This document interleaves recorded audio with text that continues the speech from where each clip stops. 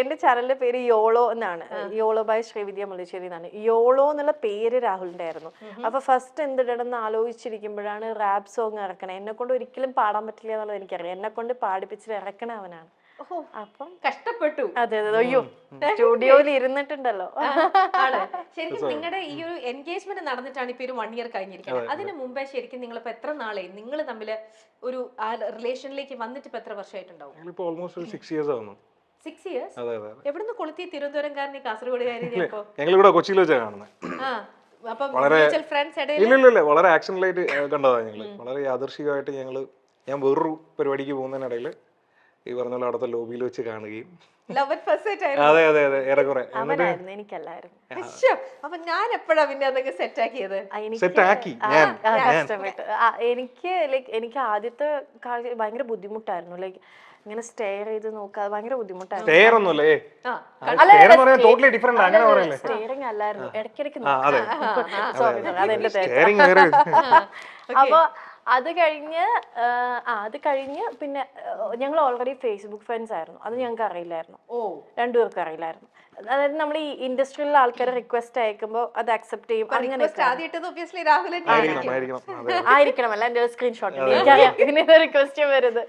അപ്പം അങ്ങനെ പിന്നെ ഫേസ്ബുക്ക് മെസ്സേജ് ചെയ്തു. പക്ഷെ എനിക്ക് അന്ന് എനിക്ക് ഒട്ടും റേഞ്ച് ഇല്ല വീട്ടില്, BSNL ഒക്കെ ആയിട്ട്. അപ്പൊ ഇന്ന് അയച്ചു കഴിഞ്ഞാൽ 2 ദിവസം കഴിഞ്ഞിട്ട് എന്റെ റിപ്ലൈ കിട്ടുള്ളൂ. പിന്നെ ഞാനിങ്ങനെ വോൺ ചെയ്തു, നമ്പർ ചോദിച്ചു. അപ്പൊ ഞാൻ പറഞ്ഞു പ്രപ്പോസ് ചെയ്യരുത്, എനിക്കത് ഇഷ്ടമല്ലാന്ന് പറഞ്ഞു. അങ്ങനെ അപ്പൊ പിന്നെ നമ്പർ തന്നു. പിന്നെ പുള്ളി എല്ലാ പടവും ഫസ്റ്റ് ഡേ ഫസ്റ്റ് ഷോ കാണുന്ന ആളാണ്. ഞാനാണെങ്കിൽ എന്റെ വീട്ടിൽ അങ്ങനെ സിനിമയ്ക്ക് കൊണ്ടുപോവേ ഇല്ല. അപ്പൊ ഈ സിനിമാ പ്രാന്ത് ഉള്ളതുകൊണ്ട് എനിക്ക് കഥകൾ പറഞ്ഞു തരുന്ന രാഹുലാണ്. അല്ല, പ്രപ്പോസ് ചെയ്യില്ലെന്ന് എനിക്ക് ഒരു ഇത് കോൺഫിഡൻസ് കിട്ടിയതിന് ശേഷമാണ് നമ്പർ കൊടുത്തത്. പിന്നെ ഫ്രണ്ട്സ് ആയി. ഇഷ്ടമല്ല, ലൈക്ക് ഇതല്ല, എന്താണ്, പ്രണയം തുടങ്ങിയിട്ടില്ല. എന്നിട്ട് പിന്നെ കഥകൾ നമ്പർ പിന്നെ കൊടുത്തു ഞാൻ. എന്നിട്ട് ഞാൻ പറയും നമ്പർ തരാം, പക്ഷെ ഇല്ല. എന്നിട്ട് വേറൊരു കാര്യം കൂടെ ഞാൻ പറഞ്ഞു, നമ്പർ തരാം പക്ഷെ ഇങ്ങനെ പ്രപ്പോസലൊക്കെ ആണെങ്കിൽ ഞാൻ ബ്ലോക്ക് ചെയ്യുന്നു. അതും കൂടെ ഞാൻ പറഞ്ഞു. എന്നിട്ടാണ് നമ്പർ കൊടുത്തത്. ബ്ലോക്ക് ചെയ്യാൻ പറ്റില്ല, അയച്ച മെസ്സേജ് ഇട്ട് 2 ദിവസം കഴിഞ്ഞിട്ടാ. പിന്നെ ഈ സിനിമാ കഥകൾ അറിയാൻ വേണ്ടി വിളിച്ചു തുടങ്ങി. ഈ നന്നായിട്ട് കഥ പറയാൻ പറ്റും. അതില് ഭയങ്കര മിടുക്കനാണ് നറേറ്റ് ചെയ്യാൻ. ഒരു ഇൻസിഡന്റ് തന്നെ ശരിക്കും ലൈഫില് നല്ലത് ചീത്തയായിട്ടുള്ള എത്രയൊക്കെ കഥകൾ കേട്ടിട്ടുണ്ടാവും അറിയോ? അവന്റെ കഥകൾ തന്നെ ഇഷ്ടം പോലെ കേട്ടു. അല്ല, ഇനിയിപ്പൊ കേൾക്കാനിരിക്കുന്നതേ ഉള്ളൂ. ലൈഫ് ഒരുമിച്ചൊക്കെ നിങ്ങളുടെ ജേർണി തുടങ്ങിയിട്ടല്ലേ ഉള്ളൂ. ഇനി എന്തൊക്കെ കള്ളക്കഥകളും ഇങ്ങനെയുള്ളവരുണ്ടല്ലോ, ഇൻസ്റ്റന്റ് ആയിരിക്കും. നിങ്ങൾ എവിടെയാന്ന് ചോദിച്ചു കഴിഞ്ഞാൽ അവരുടെ ഭാഗത്തുനിന്ന് കഥ മേക്ക് ചെയ്ത് വരിക. അല്ലല്ല, എന്റെ ഭർത്താവും ഇതുപോലെ തന്നെ ഒരു ഡയറക്റ്റ് ചെയ്തിട്ടുണ്ട്. അപ്പം കഥ എഴുതാൻ ഉള്ള ആൾക്കാർ എന്റെ മോൾക്കും അതേ ഒരു ഇത് കിട്ടിയിട്ടുണ്ട്. നമ്മൾ പറയും ഇൻസ്റ്റന്റ് ആയിട്ടേ പിന്നെന്താന്നൊന്ന് ചോദിച്ചാൽ മതി, അവിടുന്ന് അങ്ങ് പൊയ്ക്കോളും. കഥ ഇങ്ങനെ വന്നോണ്ടേയിരിക്കും. എന്നിട്ട് രാഹുലിന് എപ്പോഴാ തോന്നി ഇവിടെ? അല്ലല്ല, ഇദ്ദേഹം വിട്ടു തരുന്നില്ലല്ലോ. ഇദ്ദേഹം വിട്ടു അതെനിക്ക് ഉറപ്പായിരുന്നു. നമ്മളൊരു സെൽഫ് കോൺഫിഡൻസ് ഉണ്ടല്ലോ, എന്തായാലും വളയും എന്നുള്ളൊരു സാധനം.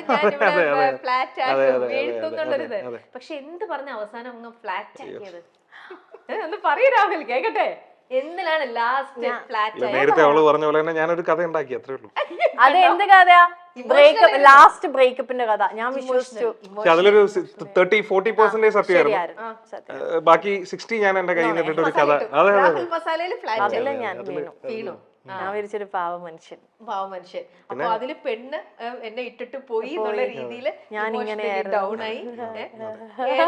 സഹായിക്കൂ, എന്നെ മാനസികമായി സഹായിക്കൂ, സപ്പോർട്ട് ചെയ്യൂ, എന്നെ സപ്പോർട്ട്. അയ്യോ, ആണോ? എങ്ങനെ വിളിക്കണേ? നന്ദൂന്ന്. ആണോ? അന്നേ വിളിച്ചിരുന്നത് ആ പേരാണോ? ആണ്. കാരണം ഇവന്റെ അമ്മ അത്യാവശ്യം എന്റെ അടുത്ത് കമ്പനി ആയിരുന്നു. അപ്പൊ ഇപ്പഴും ഞാൻ പപ്പാമ്മ വിളിക്കുക. പപ്പാമ്മ നന്ദൂന്നാണ് വിളിക്കുക. അവന്റെ ഫ്രണ്ട്സ് മൊത്തം നന്ദൂന്നാ വിളിക്കുക. ആണ്. നാട്ടിലും വീട്ടിലൊക്കെ നന്ദുവാണ്. ഞാൻ ചിന്നു ആണ്. ലൈക്ക് അപ്പൊ പിന്നെ നമ്മൾ അങ്ങനെ തന്നെ വിളിക്കാൻ തുടങ്ങി. എന്നെ ക്ലോസ് ആയിട്ടുള്ള എല്ലാരും ചിന്നു എന്നാ വിളിക്കുക. അങ്ങനെ തന്നെ ഫ്ലെക്സ് നന്ദു. അവന്റെ വട്ടം പേര്. അത് ഇത്രയും നാളായിട്ട് മാറിയിട്ടില്ല എന്നുള്ളതാ. ഈ ഇടയ്ക്ക് പോലും ഞാൻ ഈ പറഞ്ഞ പോലെ എൻ്റെ ഒരു ബ്രദർ ഉണ്ട്, വർഷങ്ങളായിട്ടോ. അപ്പം ഈ ഇടയ്ക്ക് പോലും ഞാൻ ഈ പറഞ്ഞ പോലെ പുള്ളിയുടെ ഫോൺ എൻ്റെ അടുത്തിരിപ്പുണ്ടായിരുന്നു. എന്തോ കാര്യത്തിന് ഞാനിങ്ങനെ കോൾ ചെയ്യാൻ എന്തിനാ പറഞ്ഞാൽ നോക്കുമ്പോൾ അപ്പൊ ഇപ്പോഴും ഈ ഫ്ലെക്സ് നന്ദു എന്നാണ്. ഫ്ലെക്സ് എന്ന് പറഞ്ഞാൽ എന്താ അറിയാലോ? എന്താ നമ്മുടെ ഫ്ലെക്സ്, ഹോർഡിങ്സ് ഫ്ലെക്സ്. നിങ്ങളുടെ അടുത്ത് ഒരു കാര്യം പറഞ്ഞാൽ ഏകദേശം നാട്ടുകാരെ മുഴുവൻ അതുപോലെ അറിയിക്കുന്നത് കൊണ്ടാണ്. അല്ല ഇത് ഞാൻ ഏകദേശം ഒരു 6th to 7th പഠിക്കുന്ന മുതല് ഞങ്ങളുടെ ചെമ്പകശ്ശേരി എന്ന് പറഞ്ഞൊരു സ്ഥലം. അപ്പം ആ ടൈമിൽ ഈ വിജയ് ഫാൻസ് എന്ന് പറയുന്നത് വളരെ എന്താ പറയാ ഭയങ്കരമായിട്ട് ഇങ്ങനെ കേരളത്തിലോട്ട് ഇങ്ങനെ കൂടിക്കൊണ്ട് വന്നുകൊണ്ടിരുന്ന ഒരു സമയമാണ്. വിജയ് എന്ന് പറയുന്ന ഒരു ആള് വരികയും അപ്പൊ ഞാൻ കടുത്ത വിജയ് ആരാധനായിരുന്നു. അപ്പം ഞാനന്ന് 6th or 7th എന്തോണം എനിക്ക് എന്റെ ഓർമ്മ ശരിയാണെങ്കിൽ. അപ്പൊ ഞാനും എൻ്റെ ഒരു സുഹൃത്തും കൂടെ ചേർന്നിട്ട് ഞങ്ങളൊരു ഫാൻസ് അസോസിയേഷൻ സ്റ്റാർട്ട് ചെയ്തു. അപ്പം ജംഗ്ഷനിൽ ഏറ്റവും കൂടുതൽ ഫ്ലെക്സ് വയ്ക്കുന്നത് ഞങ്ങളാണ്.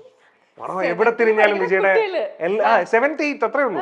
ഞങ്ങൾ ഈ സ്കൂൾ ബസ്സിനൊക്കെ തരുന്ന ഫീസ് അടിച്ചു മാറ്റിയാണ് ഈ ഫ്ലെക്സ് അടിക്കുന്നതും പരിപാടിയൊക്കെ. അങ്ങനെ വീണ പേര് ഫ്ലെക്സ് നന്ദു എന്നുള്ളത്.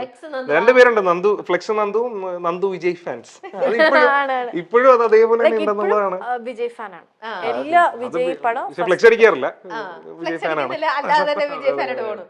ഓക്കെ ചിൽ. അപ്പൊ നമുക്ക് നമ്മുടെ ഈ ഒരു ഇന്നത്തെ ഈ ഒരു സുന്ദരനും നീയും സുന്ദരി ഞാനും, അല്ല സുന്ദരി ഞാനും സുന്ദരൻ നീയും. ഓക്കെ, അപ്പൊ അതില് സുന്ദരിയാണോ സുന്ദരനാണോ കൂടുതൽ സ്മാർട്ട്, അല്ലെങ്കിൽ കൂടുതൽ പരസ്പരം നന്നായിട്ട് മനസ്സിലാക്കിയിരിക്കുന്നത്? ഇപ്പൊ നിങ്ങളൊരു 6 ഇന്നേക്ക് ഇപ്പൊ ഒരു 7 വർഷമായിട്ടുണ്ടാവുമല്ലോ നിങ്ങളുടെ? 6 വർഷം കംപ്ലീറ്റിംഗ് തുടങ്ങുന്നേ ഉള്ളൂ. ഓക്കെ, അപ്പൊ എനിവേ അപ്പൊ 6 years കംപ്ലീറ്റ് ചെയ്തു. 6 yearsൽ നിങ്ങൾ പരസ്പരം എത്രത്തോളം മനസ്സിലാക്കിയിട്ടുണ്ട്, അറിഞ്ഞിട്ടുണ്ട് എന്നൊക്കെ അറിഞ്ഞിട്ടുണ്ടെന്നുള്ളത് ചെറിയൊരു ടെസ്റ്റ് ചെയ്യാൻ പോവാണ് കേട്ടോ. ചെറിയൊരു റൗണ്ട്. ഓക്കെ, ഈ റൗണ്ടില് തെറ്റിച്ചിട്ട് ആൻസർ പറഞ്ഞു കഴിഞ്ഞാൽ ചെറിയ പനിഷ്മെന്റ് ഒക്കെ ഉണ്ടാവും കേട്ടോ. ചെറുതായിട്ട് നമുക്ക് അഫോർഡ് ചെയ്യാൻ പറ്റുന്ന പനിഷ്മെന്റേ ഉള്ളൂ. പക്ഷെ കറക്റ്റ് ഉത്തരം പറഞ്ഞു കഴിഞ്ഞാൽ നിങ്ങൾക്ക് അഫോർഡ് ചെയ്യാൻ പറ്റാത്ത അത്രയും നല്ല കുറെ ഗിഫ്റ്റ് നമ്മൾ തരുന്നുണ്ടാവും. നിങ്ങൾക്ക് അഫോർഡ് ചെയ്യാൻ പറ്റാത്തൊന്നുമല്ല, ഞാൻ കുറച്ച് മസാല ഇട്ട് പറഞ്ഞതാ. ഓക്കെ, അപ്പൊ നമ്മുടെ ഫസ്റ്റ് റൗണ്ട് എന്ന് പറയുന്നത് ഞാനൊരു പിക്ചർ കാണിക്കും. ഞാനല്ല, നിങ്ങൾ ഒരാൾ അങ്ങോട്ടും ഇങ്ങോട്ടും പിക്ചർ കാണിച്ചു കൊടുക്കണം. എന്നിട്ട് ആ പിക്ചർ കണ്ടിട്ട് അത് എന്താന്ന് മറ്റേ ആളത് ആക്ടിങ്ങിലൂടെ, ചുണ്ടുകൾ അനക്കരുത്, ആക്ടിങ്ങിലൂടെ അതെന്താ സംഭവം എന്ന് പറയണം. ഓക്കെ, 1 മിനിറ്റ് സമയത്തിനുള്ളിൽ ആക്ട് ചെയ്ത് കാണിക്കണം. പനിഷ്മെന്റ് നമുക്ക് ഇവിടെ പെൻഡിങ് കിടക്കാണ്. നിങ്ങളെ കൊണ്ട് പനിഷ്മെന്റ് ആക്ടിവിറ്റി ചെയ്യിക്കാന്നുള്ളതാണ്, ചെയ്യിക്കാന്നുള്ളതാണ്. പക്ഷെ ശ്രീവിദ്യ നല്ലൊരു ആക്ടറാന്ന് ഓൾറെഡി പ്രൂവ് ചെയ്ത് കഴിഞ്ഞു. ഇദ്ദേഹം നല്ലൊരു ഡയറക്ടർ ആണെന്നാണ് പ്രൂവ് ചെയ്തിരിക്കുന്നത്. നല്ലൊരു ആക്ടറും കൂടെ ആണോന്ന് ടെസ്റ്റ് ചെയ്യാൻ വേണ്ടിട്ട് ആദ്യത്തെ സംഭവം ഞാൻ രാഹുലിന് തന്നെ കൊടുക്കുകയാണ്. രാഹുൽ ഇത് കാണുക, ഒരു രീതിയിലും ഇത് ഞങ്ങളെ ചീറ്റ് ചെയ്യരുത്, കാണിച്ചു കൊടുക്കരുത് കേട്ടോ. ഇത്രയും ക്യാമറ വെച്ചിട്ട് ഞാൻ എങ്ങനെ ആക്ട് ചെയ്ത് കാണിച്ച് ശ്രീവിദ്യയെ കൊണ്ട് പറയിപ്പിക്കണം എന്താ സംഭവം. ഇതെന്താ ശരിക്കും അതല്ലേ ഞാൻ ഉദ്ദേശിക്കുന്നത്? അതന്നെ, അവർക്ക് പറയല്ലേ എന്താന്നൊന്നും മിണ്ടരുത്, ഒരു ക്ലൂ കൊടുക്കരുത്. അഭിനയിച്ച് രാഹുലിന്റെ അഭിനയ മികവാണ് ഞങ്ങൾ ഇവിടെ കാണാൻ പോകുന്നത്. Okay, come on Rahul, ready? ശ്രമിക്കൂ, പിന്നെന്താ. നല്ലൊരു ഡയറക്ടർ, എത്ര പേരെ കൊണ്ട് അഭിനയിപ്പിക്കാനുള്ള ആളാണ്. ഞാനല്ല അഭിനയിച്ച് കാണിക്കുന്നത്. അതെ, ചെയ്യൂ. തുടങ്ങിക്കോ. തിന്ന സാധനം എന്ത് പെട്ടെന്നാ? അയ്യോ, ഇങ്ങനെ ഒഴുകി നിൽക്കും. അങ്ങനെ ഒഴുകുന്ന ഒരു സാധനം. പാനീയമാണോ? പാടുന്നതാണോ? പാടുന്നത്, ഒഴുകിയ.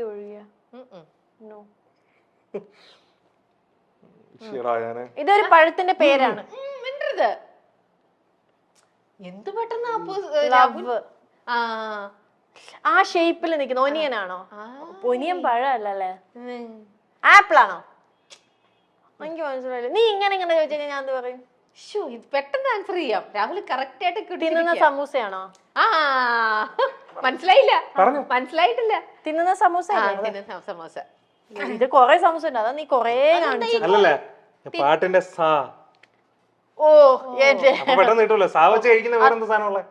സാരി കാണിച്ചൂടെ?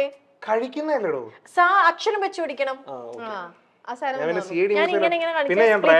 സ്പ്ലിറ്റ് ചെയ്യാണെന്ന് കേട്ടോ അർത്ഥം. രാഹുൽ അത്യാവശ്യം കുഴപ്പമില്ലാണ്ട് അത് ചെയ്യിപ്പിച്ചിട്ടുണ്ട്. ഞാൻ കണ്ടു മാറ്റി വെച്ചു. മനസ്സിലായി, എങ്ങനെയാണെങ്കിലും മനസ്സിലാവും. ഓക്കെ, ഇത് പറഞ്ഞില്ലെങ്കിൽ ഇവിടെ നമ്മളിപ്പോ ഇറക്കി വിടും. മിണ്ടരുത്, മിണ്ടാൻ പറ്റില്ല.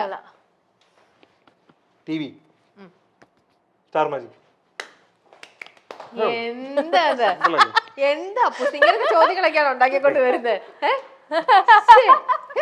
ഇനി അടുത്തത് വീണ്ടും ശ്രീവിദ്യയുടെ ടേൺ ആണല്ലോ.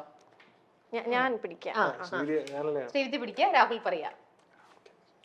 എല്ലാം വളരെ ഈസിയാ.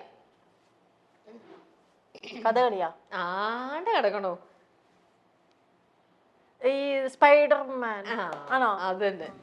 നടി ശ്രീവിദ്യ മുല്ലശ്ശേരി കഴിഞ്ഞ ദിവസം യൂട്യൂബിലൂടെ പുറത്തുവിട്ട വീഡിയോ വലിയ വിവാദങ്ങൾക്ക് വഴിയൊരുക്കിയിരുന്നു. സംവിധായകൻ കൂടിയായ ഭർത്താവ് രാഹുലുമായി ഒരുമിച്ചല്ലെന്ന് പറഞ്ഞാണ് ശ്രീവിദ്യ എത്തിയത്. എന്നാൽ നടി തെറ്റിദ്ധരിപ്പിക്കാൻ ശ്രമിച്ചു എന്ന് പറഞ്ഞ് വ്യാപക വിമർശനങ്ങളാണ് പിന്നാലെ എത്തിയത്. ഭർത്താവും താനും കഴിഞ്ഞ 1.5 മാസമായി 2 ഇടങ്ങളിലാണെന്നും അതിന്റെ കാരണം എന്താണെന്നുമാണ് നടി പറഞ്ഞത്. എന്നാൽ ഇരുവരും പിരിഞ്ഞെന്ന തരത്തിൽ മാനിപ്പുലേറ്റ് ചെയ്താണ് വീഡിയോ ചെയ്തതെന്ന തരത്തിൽ യൂട്യൂബ് ചാനലുകളിലൂടെ പലരും ശ്രീവിദ്യയെ റോസ്റ്റ് ചെയ്തു. 2 ദിവസമായി എയറിലായ നടി ഒടുവിൽ വിശദീകരണവുമായി എത്തുകയും ചെയ്തു.